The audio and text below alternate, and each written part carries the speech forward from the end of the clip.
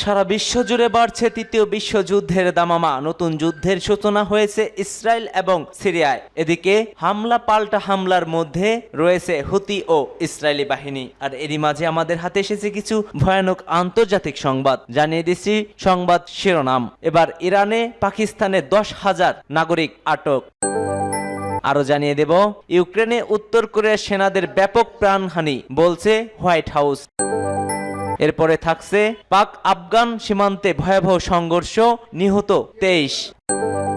এবং সর্বশেষ জানিয়ে দিচ্ছি, রাশিয়া সফরে যাবেন ইরানের প্রেসিডেন্ট। এতক্ষণ শুনছিলেন সংবাদ শিরোনাম, এবার বিস্তারিত। তবে তার আগে কে কোথা থেকে আমাদের ভিডিওটি দেখছেন ও শুনছেন জানিয়ে দিন কমেন্ট সেকশনে। একই সঙ্গে কমেন্ট করে জানিয়ে দিন আপনার প্রিয় মূল্যবান মতামতটি। আপনি যদি মুসলিম বিশ্বের নেতাদের ভালোবেসে থাকেন অবশ্যই ভিডিওটিতে একটি লাইক করার অনুরোধ রইল এবং সাবস্ক্রাইব করার জন্য আপনারা সবাই আমন্ত্রণ।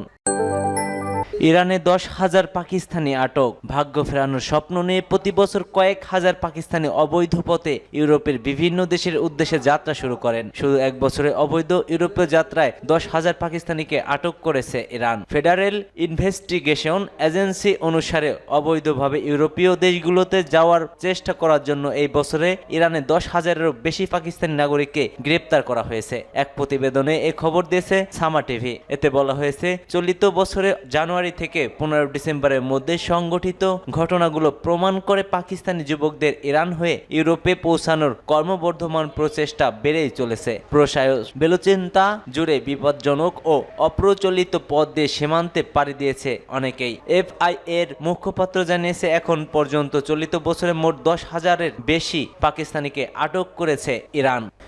ইউক্রেনে উত্তর কোরিয়ার সেনাদের ব্যাপক প্রাণহানি বলছে হোয়াইট হাউস।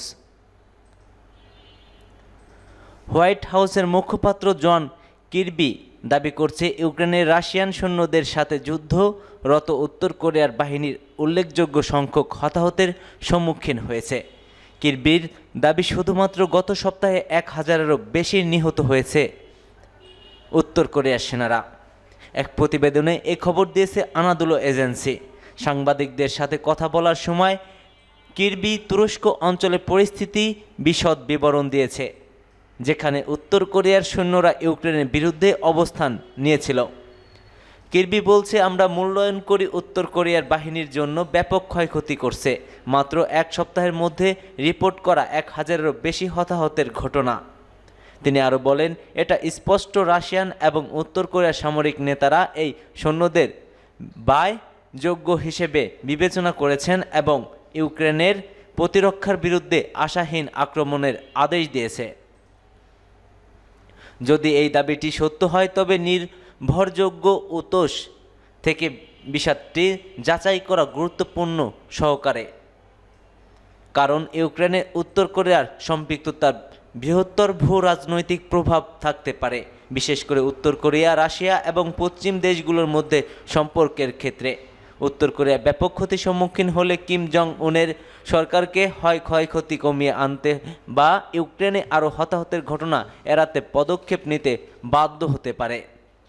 পাকিস্তান আফগান সীমান্তে ভয়াবহ সংঘর্ষ, নিহত 27 জন। পাকিস্তান এবং আফগানিস্তানের সীমান্তে দুই দেশের সীমান্তরক্ষীদের মধ্যে ভয়াবহ সংঘর্ষে পাকিস্তানের 19 সেনা নিহত হয়েছে। এছাড়া আফগানিস্তানের আরও বেশ কিছু সেনা নিহত হয়। চীনা সংবাদ সংস্থা সিনহুয়ার বরাত দিয়ে চায়না ডেইলি এই তথ্য প্রকাশ করেছে। এই সংঘর্ষের সূত্রপাত ঘটে চলিত সপ্তাহে আফগানিস্তানের মূল ভূখণ্ডে পাকিস্তানের ক্ষেপণাস্ত্র হামলার পর। এই হামলার পর সীমান্ত জুড়ে চরম উত্তেজনা সৃষ্টি হয় এবং পরিস্থিতি দিন দিন আরও জটিল হয়ে ওঠে। আফগান প্রতিরক্ষা মন্ত্রণালয়ের একটি সূত্র জানায়, আফগানিস্তানের খোন্ত এবং পাকতিয়া প্রদেশের পাকিস্তানের সীমান্তবর্তী এলাকায় ভয়াবহ সংঘর্ষ চলছে। এদিকে পাকিস্তান কয়েকটি গুরুত্বপূর্ণ পয়েন্ট লক্ষ্য করে হামলা চালিয়েছে। আফগান প্রতিরক্ষা মন্ত্রণালয় এক বিবৃতিতে এ তথ্য জানিয়েছে। এটি পাকিস্তানের হামলার পরিপ্রেক্ষিতে প্রতিশোধমূলক প্রতিক্রিয়া হিসেবে চালানো হয়। আফগান মন্ত্রণালয়ের দাবি, হামলাগুলোর অনুমানমূলক রেখার বাইরে করা হয়েছে, তবে পাকিস্তানে হামলার বিষয়টি সরাসরি উল্লেখ করা হয়নি। এছাড়া আফগান সীমান্ত বাহিনী খোস্ত প্রদেশের আলিসির জেলায় পাকিস্তানি সামরিক চৌকিতে আগুন ধরিয়ে দেয় এবং পাকতিয়া প্রদেশের ডান্ডা ই পাতান জেলায় দুটি পাকিস্তানি পোস্ট দখল করে। তবে এই সংঘর্ষের ফলে পাকিস্তান এবং আফগানিস্তান উভয়ের মধ্যে অস্থিতিশীলতা আরও বেড়ে যায়।